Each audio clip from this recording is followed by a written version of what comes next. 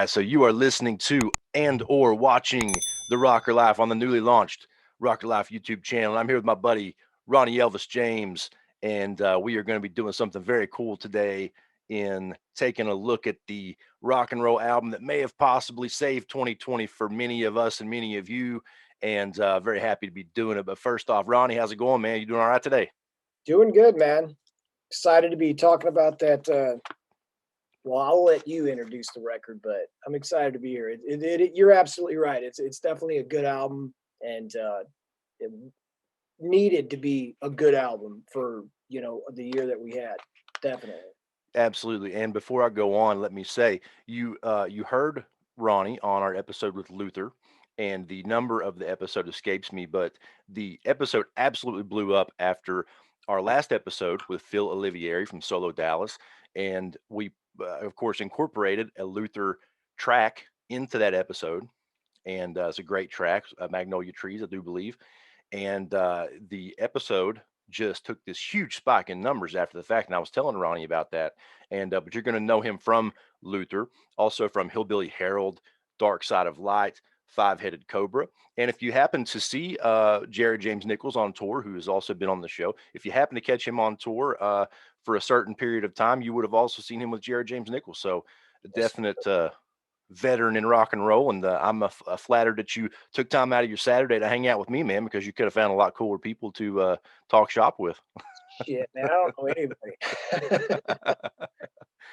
But I can't wait until this stuff normalizes, man, because you're over there in Nashville, I'm over here in Kentucky. We're about 4 hours apart, but love going to Nashville, and so I look forward to the day that we can set up some gear and do some of this stuff live and do it as a live stream and just have all kinds of fun with it. But um, in the meantime, so you heard me make the statement that that Power Up may have been the album that saved 2020 for a lot of rock and roll fans, and I think that to put it, I remember Philip Schaus, I believe it was. I hope I'm not saying that wrong, Philip. If you weren't the one that said this, I apologize, my friend.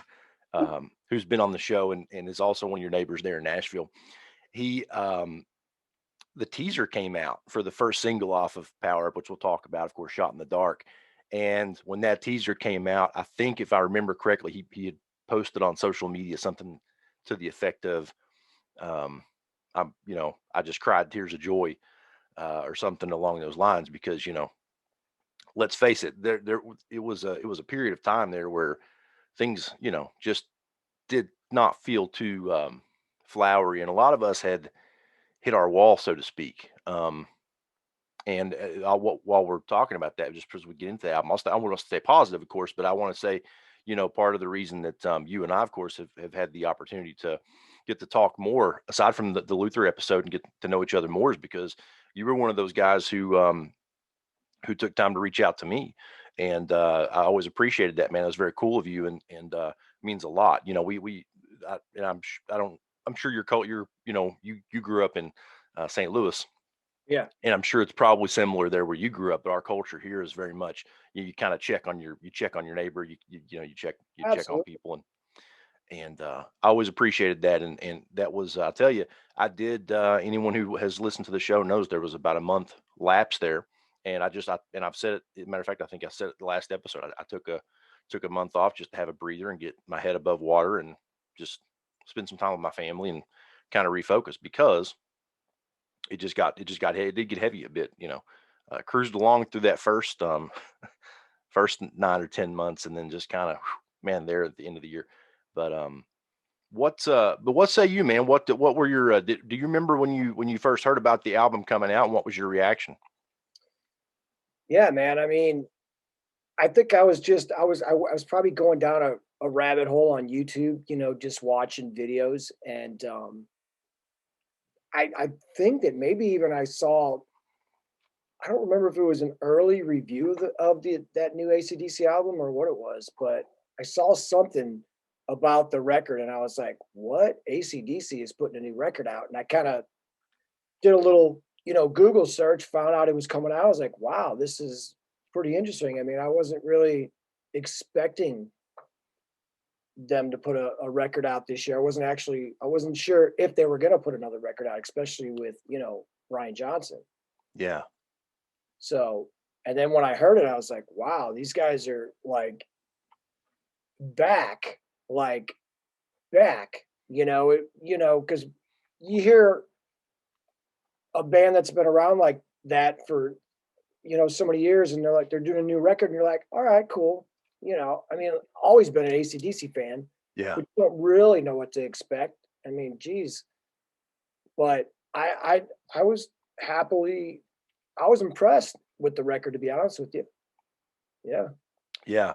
You make some really good points. I want to piggyback off something you said there because and I think I told you, and I think I've said it on the show as well, but I was fortunate enough to catch the Rocker Bus tour when you mentioned when you say especially with Brian Johnson, of course, to go back and I don't know who would have missed this, but in case they did, I'll kind of do a real quick summary.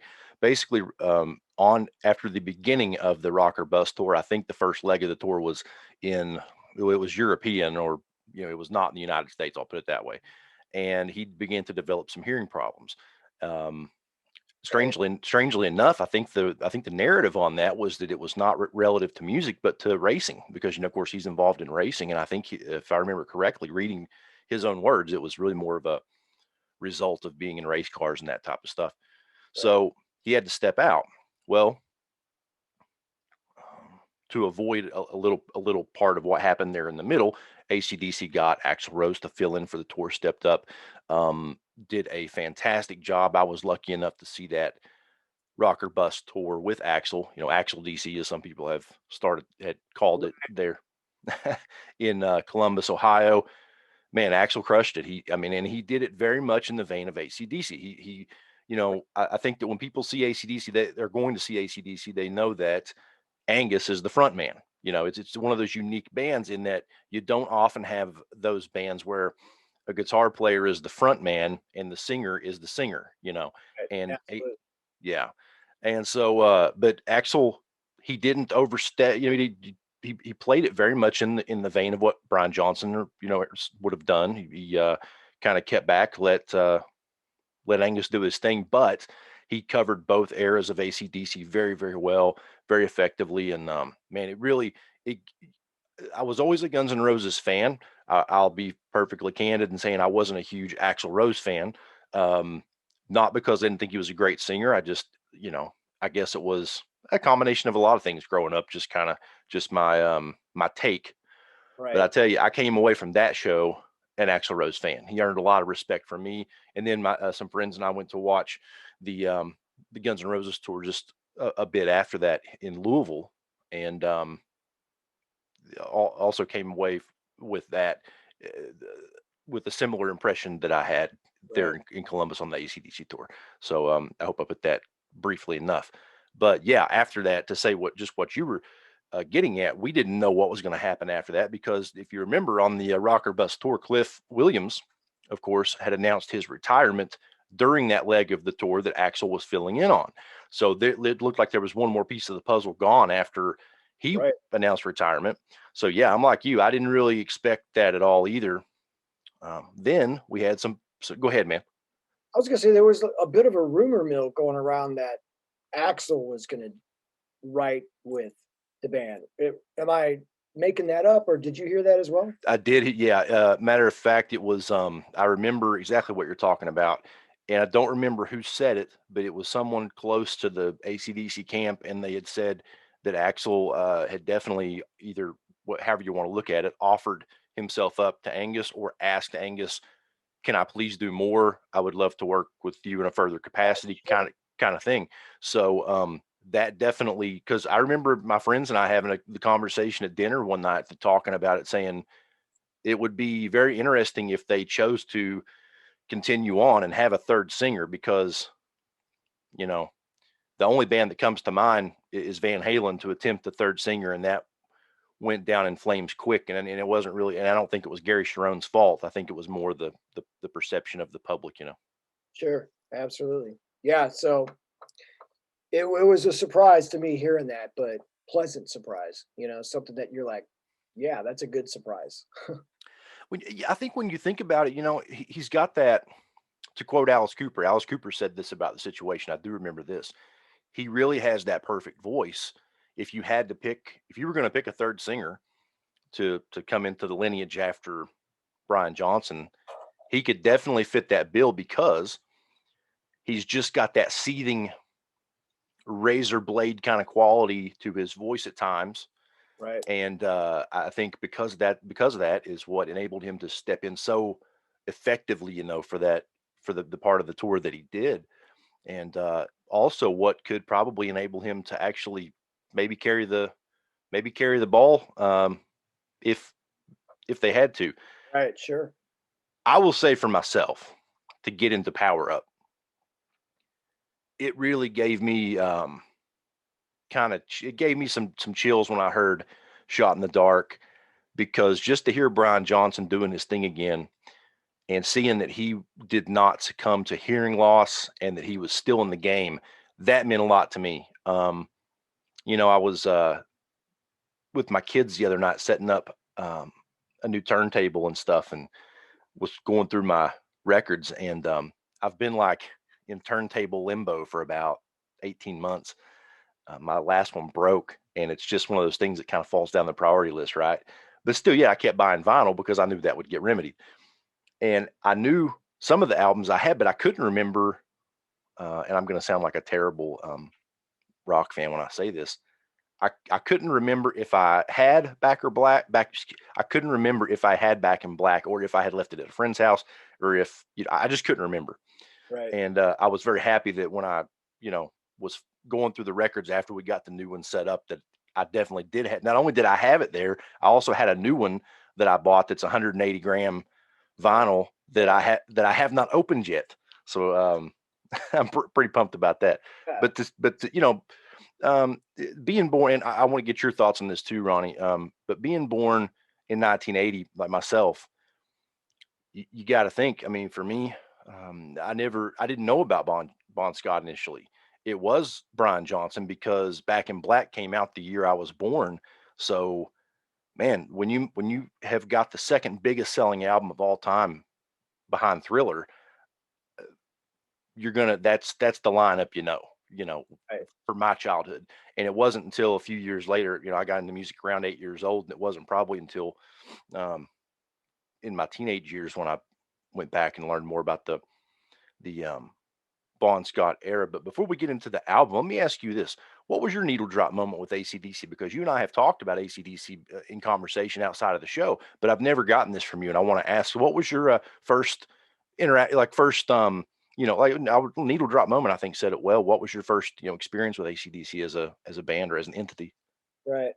Well, I have actually a couple. Um, in grade school, I was over at a buddy's house, and he had the high voltage record, and Yeah, I was just looking at it. I was just like, "Who? What the hell is this?" And we played it, and I was like, "Okay." It was something. You know, Hard rock was that was kind of like my introduction act to a lot of. I mean, St. Louis had KC 95, big rock station, and just me growing up, I looked at all the long-haired kids in the neighborhood and like, those are the cool kids. And they were always listening to KC 95, that's yeah, what, I'd be like, I gotta listen to that. But probably that high voltage. And then another friend of mine, I was spent the night at his house, I think, and he pulls this record out, and I was completely, it was If You Want Blood, the live record. yeah. And I was just like, here's this guy with the guitar sticking in him, bleeding Yes, everywhere, yeah, yeah, and that record is such an amazing record from top to bottom. Um, and I always thought, man, just to go see that band perform that record, if I would have been, yeah. unbelievable. Um, and then not too long after that, maybe a year or so, my dad was on a bowling team, and one of the guys on the bowling team was a DJ. But Oh, cool.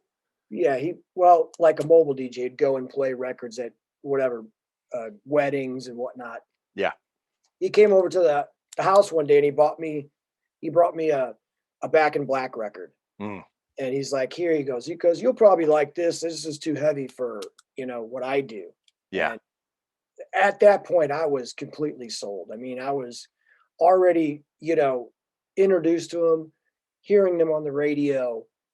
I like them, but once Back in Black came into my hands, it was game over. It was just like they are what I always thought. I was just like, these guys, that's the band. Yeah. I want to say real fast before I've got a point, something I want to mention before I say that. For anyone who's listening or watching, make sure you go back and also check out once you're done with this episode. Go back and check out the episode with Phil Olivieri from Solo Dallas because I'm so glad, Ronnie, you and I didn't talk about this particular part of ACDC offline, but he had the same needle drop moment you just talked about with If You Want Blood. Really? Because he was in Italy, and in Italy he got that. And the same thing I had said to him, I would say to you, how do you see the cover of If You Want Blood when you're a kid? I mean, that is one of the most mind-blowing covers because you like you're like, wait, he's like playing music, but he's got an SG shoved through his chest. He's impaled with an SG.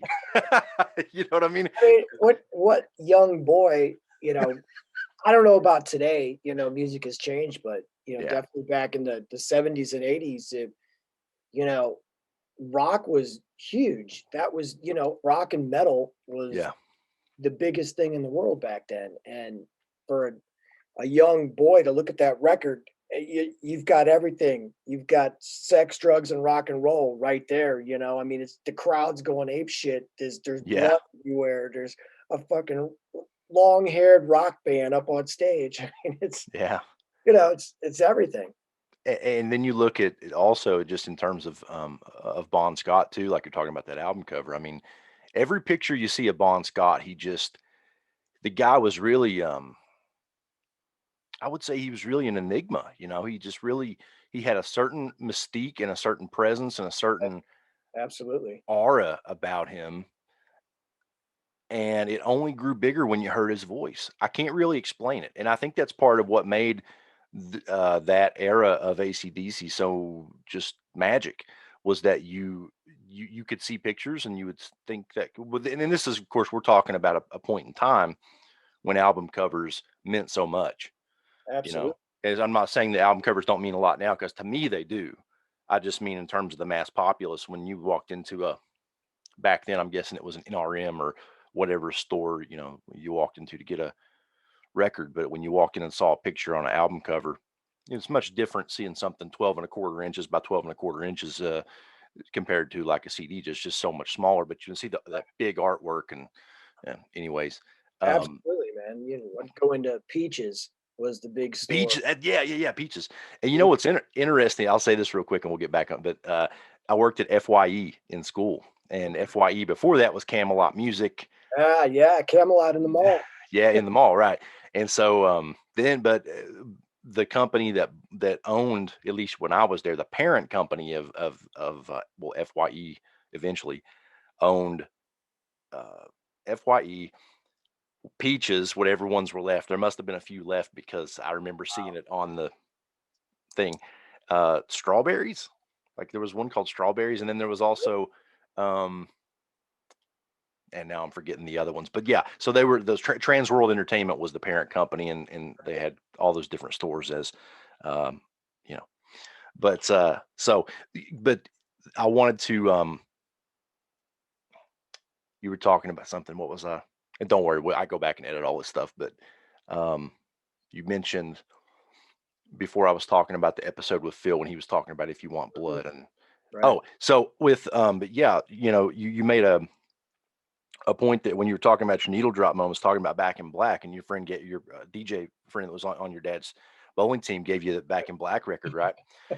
Uh, After that, I thought that dude was the coolest. of DJ. course, like there's no there's no way not to because I mean there's no way not to think that because like my dad was on a bowling team too, and I ended up bowling and stuff some when I was a kid, like between little league and all that, and I heard someone say I can't remember the show and I can't remember the guy. But the statement was, if someone landed here from another planet and they looked at you and said, what's this rock and roll thing? What's rock and roll?" You wouldn't need to say anything to them. You could just put on the first 30 seconds of Shoot to Thrill, and that would tell the entire story. And Right. I thought, when that guy said that, I thought, "Oh my God, he is so 110% right."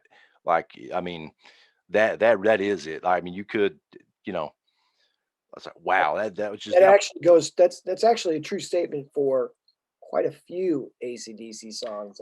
Yes, I mean, absolutely right, Shoot to Thrill, but I mean, you you just sit read my there, mind on that. Yeah, so many I mean, how many bands off the top of your head can you put a record on and go, every song is kick ass? I mean, to me, AC/DC has, you know, probably 3 or 4 records like that. And then after that, every record has got a lot of great songs on it. I mean, every single record they've ever put out, yeah, there's something on it that you're gonna go, "This is amazing. This is great," great yeah, rock. But, go back to, like, Highway to Hell, yep. top to bottom, Back in Black, top to bottom. I mean, every single song, there's not very many bands that you could just pick out and go, "Yeah, this band had that one out," it's crazy that that band was so on fire Hmm. during that, whatever 5 or 6 year period of writing material, Yeah. incredible. But I mean, career wise, they're always have been able to come out with amazing songs. No doubt about it, man. I'll tell you, for me too. I'll lay a few out there, but for me, going from the Bon Scott era into and up to now, looking at Let There Be Rock, Right. Power Age, Hmm. it's a Highway to Hell, Back in Black, and even after that, and like Phil and I talked about previously, that they did there were some changes. They did change some things in the 80s, and things were a little bit different. Whether you want to call it production or you want to I would probably call it production, because I don't think I've always grouped AC/DC together with Motorhead in many ways, in that everything they did because that's what they did. They never changed. Yeah, never changed to follow a trend or jump on a fad. Matter of fact, I've put up infographics, I think, on the Instagram page before. Just a quote from Brian Johnson. Matter of fact, one of them said, basically, also I'll paraphrase it, but what we do, rock and roll doesn't go out of style because it's rock and roll. It does. It's not based on fashion. It's not a trend. It doesn't come and go. It's it's a life force that's always been intended to be permanent, basically. So, Right. but getting into Power Up, so I guess, for me, I saw the teaser for Shot in the Dark, and was immediately excited, because I could see that that was going to stay true. They weren't going to change. They weren't going to change what their game plan now. And also, uh, I could hear that the quality still remained, even in light of the passing of Malcolm Young. Mhm. And I think a lot of people, I wouldn't say they questioned what was going to happen, but just like you and I said, no one knew for sure what was after the Rocker Bus tour, until there was a couple of photographs that sort of circulated, almost like the National Enquirer type of thing. They got a couple photos snapped as they Right. were outside having a cigarette or something at the studio up in Canada, and those a couple photos circulated, and but past that, I don't think anyone knew for sure what was going to happen. But Sure. with Malcolm Young having passed away, and you had this engine of a rhythm guitar player who was so critical and so crucial, not only to the chemistry and the glue of the band, but to the songwriting process, to the whole operation. And I think everyone was pretty happy to see, once you got to hear more of the song, that ACDC's, um, they were still firing on all cylinders in terms of what they do. Right. And I think having Stevie Young being Malcolm's nephew and stepping up into that role, which he had also done back in the late '80s, and filling in on tour for Malcolm, I think was definitely the right move. And he was also on the show that I saw with Axel, And I watched him, not like I was not with a critical eye, but I watched him just to see what he brought to the table and kind of how he fit, and he seemed very very comfortable.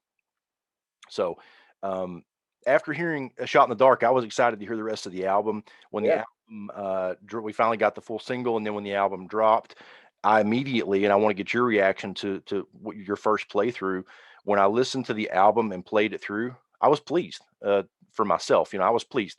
The album has, I don't know if polarizing is the right word. It's definitely had some people who were not that they I've seen a lot of comments and a lot of chatter where people were happy to see AC/DC back, but they weren't necessarily overwhelmed by the album. For I and then I also saw some liners from reviews that said AC/DC's best album in 30 years and things to that effect. Um, and to me, I don't know that I would disagree with that. And to get me to a place where I could evaluate it more critically, I would have to sit down with um, Rock or Bust, Black Ice, Stiff Upper Lip, and kind of like listen to them all again and try to evaluate. They're so close, but Mhm. um, I think I think the front to back of the album was very solid for me. What was your take? Yeah, I mean, definitely a solid effort, first time I really sat down and listened to it, uh, I played the whole record all the way through. I listened to all the tracks, I there wasn't a point that was like, I need to take a break because this song's not doing it for me. It was just like they were all really good songs. I mean, looking at my track list now, I'm going through, obviously Shot in the Dark, that first single, great song. Um, I I have Kick You When You're Down, Demon Fire. I thought standout tracks. Money Shot for me kind of it really brought me back to the Bon Scott days as far as the type of song Yeah, that it is. Actually, several of the songs on the album brought me back to the earlier AC/DC time. The writing style, um, which was nostalgic. It was fresh. As much as it was nostalgic, it was fresh for me. yeah, absolutely. Um, it's just a good rock album. I mean, again, going back to 2020 and all the bullshit that went on with that. Uh, this was a very welcoming. It was almost like let rock and roll give you a little bit of a hug. It's like, oh, thank God we finally got something going. Yeah, Yeah, yeah, it goes to show that, I mean, it's true for me. I mean, just going back to life, music, rock music, just like you were saying, Brian Johnson said, it's always going to be there. And it's just like it's kind of like a warm embrace, when you hear something that's new and it brings you back to you know, that time, whatever yeah, that time is, you know what I mean?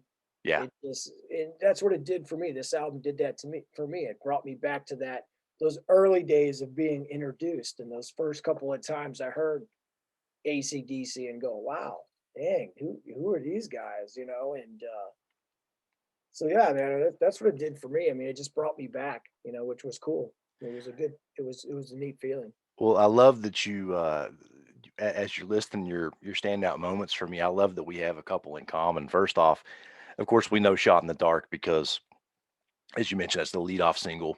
Right. I'll say something funny here. There's there's a group I'm in on Facebook, and there was a couple people who when they heard the chorus line that's got the backup vocals on it, initially I guess they were like saying that it's like it sounds like he's saying I shot the dog. And I was like, and I went back and listened to, the next time I had it on, I was kind of, man, it kind of like if you heard it the right way, it almost would sound like you're saying I shot the dog. But obviously And even if it did, it just, Brian yeah, it was Johnson pull that shit off. It would exactly, be that's like, what I was, that, "Dog," you that's exactly what I was gonna say. It wouldn't matter because Brian Johnson could sing "I shot the dog," and it will outside of Peter being really pissed off about it, like it would be it right, would be but, like, for Brian Johnson to sing that, it would have nothing to do with shooting dogs. It would have "I just shot a shot a jack," or whatever, yeah, it's all metaphorical. Yeah, metaphorical for yeah, him. I mean, a lot of his stuff is like that. It's yeah. can't always take that, his stuff literal. Yeah, no, no, Uh, no. I don't mean it. No, I don't mean it. I don't mean it politically at all in any way, shape, or form. right. No, no, I know you Yeah, didn't. I'm yeah, just saying yeah. for the regular guy, like that guy's like, "Oh my god," he said, "shot the dog." It's like, no, dude. And even if he did, that's Well, not yeah. I mean, look at back in. You're talking about Back in Black, um, giving the dog a bone. right. I mean, you could go on all day. Sure.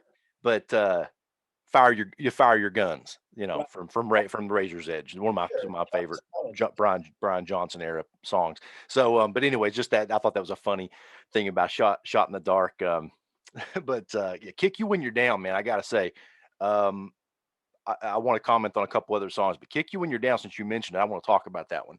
That really impressed me because I'll tell you, for me, and having heard Angus's guitar work and Malcolm's too, since I was a kid, and paying, I think, fairly close attention to it, wishing I could, replicate it a lot more than I could pay attention Right. to it, you know. But but hearing "Kick You When You're Down" and that Delta style riff, that just, man, that riff just, there are not a lot of times anymore when riffs in and of themselves grab me. That Right. riff grabbed me by the throat and brought me along for the ride with that song. I love that song. Probably, like you said, that definitely a standout track for me. I also think the track right before that, "Through the Mists of Time," which I believe there's actually a video for on YouTube now, and I think it's on the official ACDC channel. "Through the Mists of Time" was very cool for me because I don't know that, and I've got to think back to. I got to take a moment and think back to being in, elementary school, going into middle school, when the Razor's Edge was out. The song off of the Razor's Edge to me, that at least that was released, that really had the pop hooks, as to where like a Thunderstruck had those hard rock hooks. Money Talks was that one for me. And looking at Through the Mists of Time, I really think probably some of the best pop, you know, elements that I've heard in a AC/DC song since that point in time. Just for myself, someone else may have a different observation, but that's why on this show I don't really ever want to do true reviews in the critical sense. I want to talk about them in the observational sense, because that's what's fun about rock and roll, and rock and roll gets to be not as much fun when you're looking at it from a critical eye. I think personally, but yeah, really dug that song too. Also for me, um, Demon's Fire, or excuse me, Demon Fire, and Mhm. also, I also as well thought Money Shot was a very cool song. Code Red, to me, Code Red, the closing track on the album, uh, on a given day, might be my favorite song on the album. I just, the way that the chorus is structured, and Right. the lyrical structure and the chorus structure of the song, really, that one grabs me too. So, A great lot of album. good tracks on this record, man. Just super solid AC/DC record. Yeah, I agreed 100%, man. Let me real quick, in case anyone, because we know that the world has been crazy for a while now, and definitely, even though, as you and I discussed, and it's been said on social media amongst rock fans for sure, that this album may have saved 2020 for a lot of people. In case people got busy and have not had a chance to check out Power Up, I do want to do this. Let me just go through the track list with you. The track list is going to go, starting off with Realize, Rejection, Shot in the Dark, the first single, Through the Mists of Time, Kick You When You're Down, Witch's Spell, Demon Fire, Wild Reputation, No Man's Land, Systems Down, Money Shot, and Code Red. So all in all, excellent. Really excellent. Really excellent experience. I think I would say in terms of just to have a new album to experience and listen to. I'm definitely into it. Again, the riff from "Kick You When You're Down" for me, that Delta style blues riff really grabs me, and you could say a lot of things about it. It's again, it's AC/DC, and I don't think you have to say too much. Although I've probably said too much. Uh, but how about a takeaway from you, man?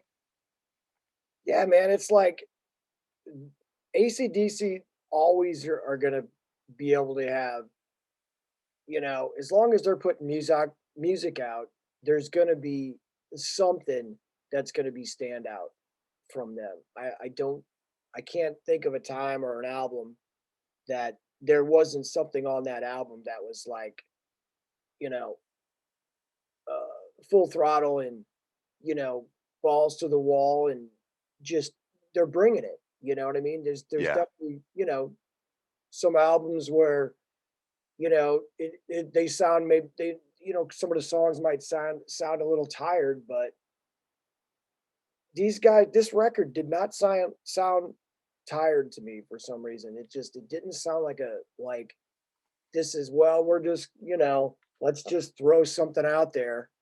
This album sounds like, damn, man, these guys have, after a career that they've had, to just go in the studio and write a record like that after so many records, it's an amazing testament for any musician, you know? Um, and after the passing of Malcolm Young as well. Absolutely. And after the passing of Malcolm Young, and, so it really is a really good record, rock album. So I'm very happy to know that, rock is still alive. You Absolutely. know, it's good to know that a band that size, I know if they went out on the road tomorrow, they could sell out stadiums, and for Oh, people 100%. in yeah, and for people in the rock genre that are playing rock music, that's like that gives all those people hope, that that rock music is still going on, and the fans are still out there, eating it up. Absolutely, man. And I'll tell you something else too. A couple things jumped out at me there as you were saying that. There is one of the other things that happened for me on that last tour was that was my first experience with Tyler Bryant and the Shakedown, Oh, yeah, man. and because they opened the show, and I was blown away by them as to where that AC/DC is one show where I can honestly, I mean, I just being candid, I'm not trying to fool anyone or I'm always going to give a band on stage respect, and I think you would do the same thing because musicians do that. If you're a musician, you know how hard it is to craft a song, to get up in front of people, and to pull it off on stage, not knowing what's going on in your life that day, and like that's a sign of a professional, and you always give courtesy and respect to that. But that was a great experience to see Tyler Bryant and the Shakedown for the first time. They have a new album out called Pressure, which I'm hoping to review soon. And would you actually would love to have Tyler Bryant on the show. And so hopefully that'll come to pass. But that's another album that if you're looking for something new, I would encourage people to check out.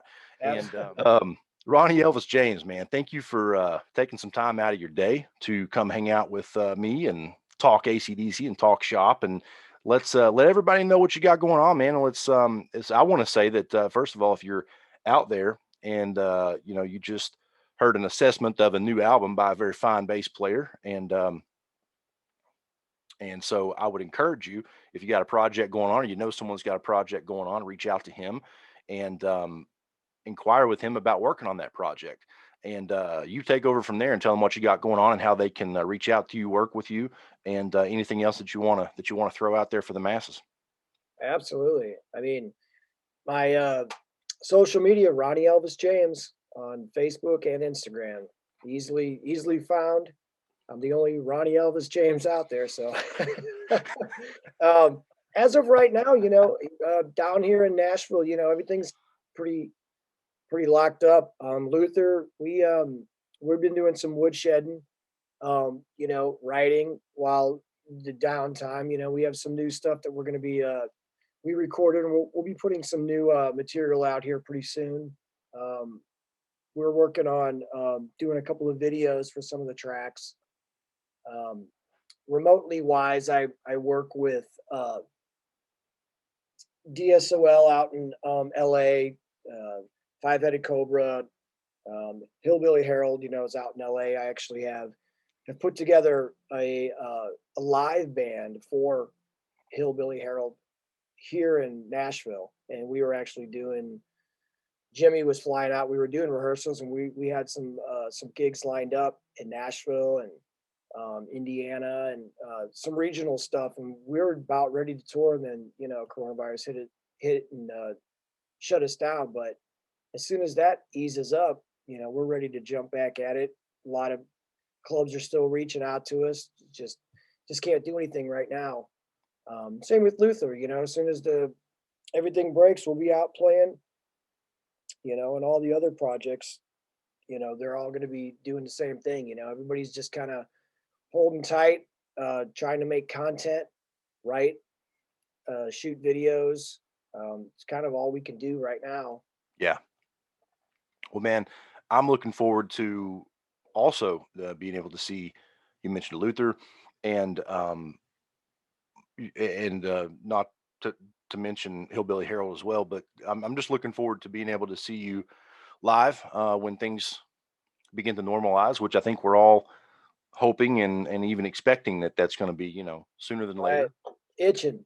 I think Yeah, everybody's itching and ready to go. I think the main thing everybody's got to do right now is everybody needs to just buckle down, put a mask on, um, you know, do a lot of stuff that you can do right now that maybe you wouldn't be able to do. I know a lot of musicians are out of work. I am. I've been doing, picked up video editing, during my downtime, and then writing, and everybody's just got to stay active and focused and keep, working. And this thing is going to be, before we know it, it'll be done. Be done and over, and we'll be back to, playing some gigs, and everybody will be able to hang out again, have a fun, yeah, have a barbecue, and invite your friends over, get together, have a beer, whatever. yeah.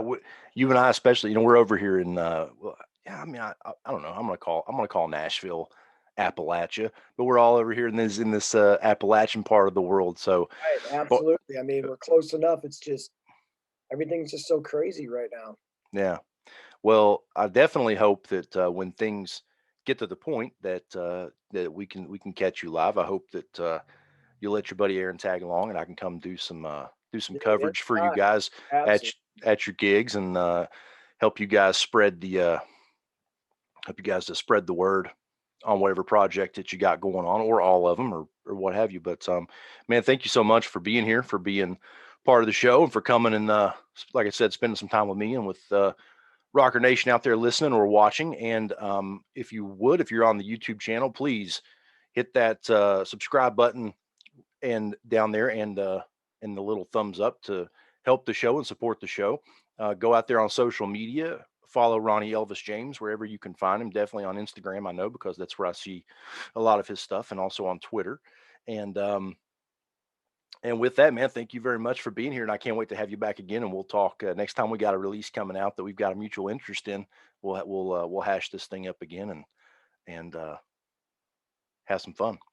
Absolutely, man. Thanks, Aaron, for having me on, man. I really appreciate it. No problem, man. It's my pleasure, and glad you could come hang out. Yeah, man, anytime. Rocker life.